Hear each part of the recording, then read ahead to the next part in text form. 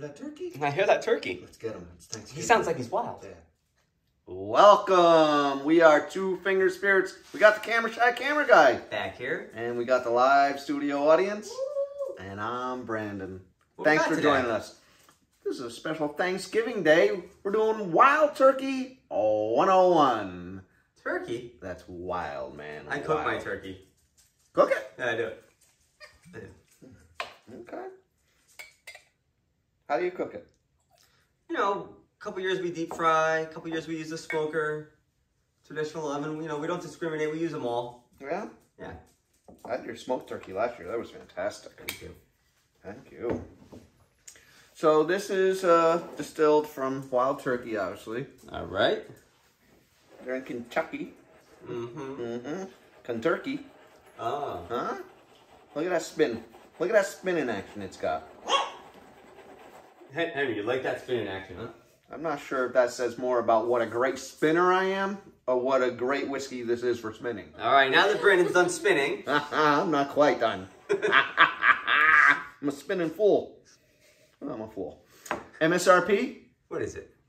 $28. $28? Can you imagine that? You know how I feel about the budget bourbons, but, well, you know. How do you feel about budget bourbons? I feel like they taste like budget bourbons. This is one of our friend Pete's go-to daily sippers, too. I feel like I say that about a lot of bourbons. $28. All right. Age? It's a no-age statement bourbon, but the website says it's a blend of 6 to 8 year bourbons. Okay. Okay? Mashbill? Want to know about this mash bill? I do. 75% corn. All right. That's a lot of corn, right? That's a very high corn. 13% rye. All right. And 12% malted barley. Interesting. Yeah. All right. So, I think I read somewhere that they went to 101 just to kind of spite old granddad bonded that's in at 100.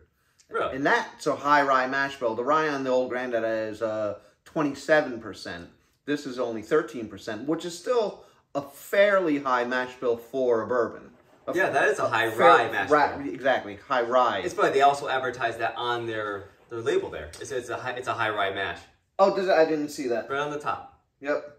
But this is the old label. They've revamped the label. I like the old traditional label myself, but what do I care about bottles? You'll probably like the new fancy bottle because you're kind of, you know. Well, I like that bottle significantly more than the old granddad bottles. And this is 101 proof, like we just talked about. Slightly better than the bonded, huh? Slightly higher proof than the bonded. All right. Okay. What do you think? You want to check out the color? Let's check out the color. Stop spinning. Look at that spinning action. Still spinning. Am I the greatest spinner, or is it the whiskey? Look at those. Can you see those legs? They're running down nice and smooth.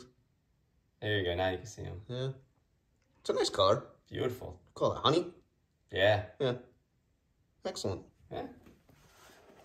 So, I was reading on Breaking Bourbon that this comes out of the barrel around 109 proof, so it doesn't take them that much water to get it down to the 101, which allows it to keep a lot of this flavor that it got from the barrel. And I thought that was really interesting. Right. So if they're putting it in at a lower proof, is what they're doing. They must barrel it at a lower proof because sometimes I think it goes up in proof and sometimes it goes down in proof.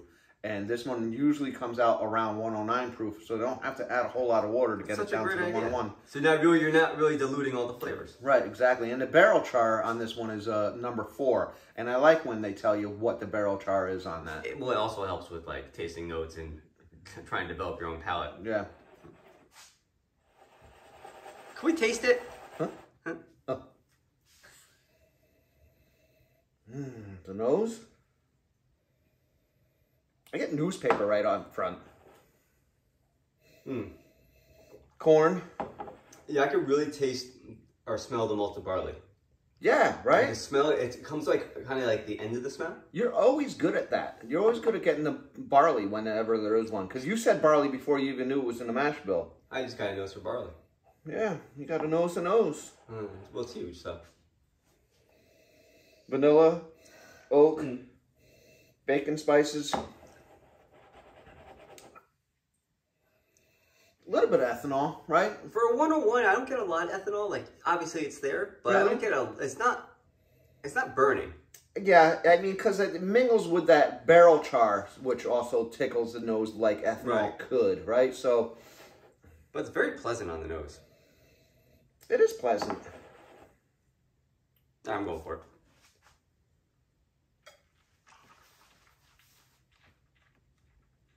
Mm.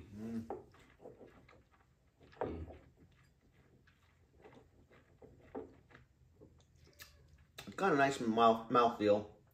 It thickens the saliva of it, right? Dried me out a little bit. At the finish. Yeah. Yeah. On the finish, it dries me out a little bit. But while it's in my mouth, I definitely feel the saliva thicken up. I get vanilla and caramel, corn, and then cinnamon at the end.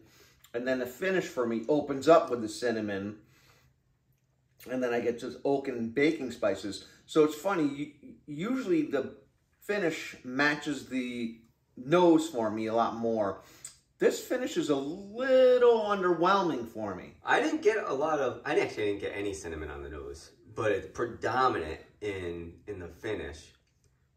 I'm not a huge cinnamon fan. No, you're not.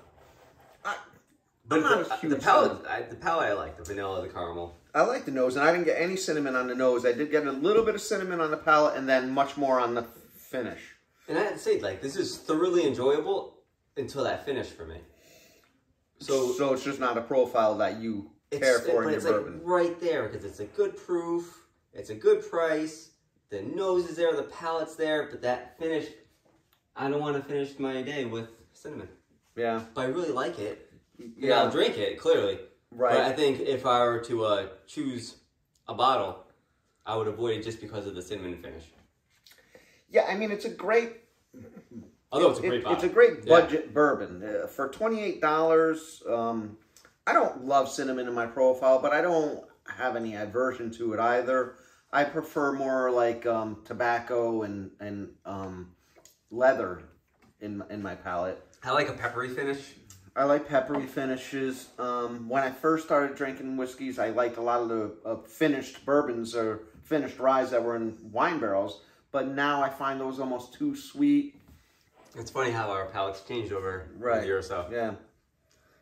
But it's really good, especially at that price point. I would keep this in stock because it is good. Even though I don't like the finish, other people may.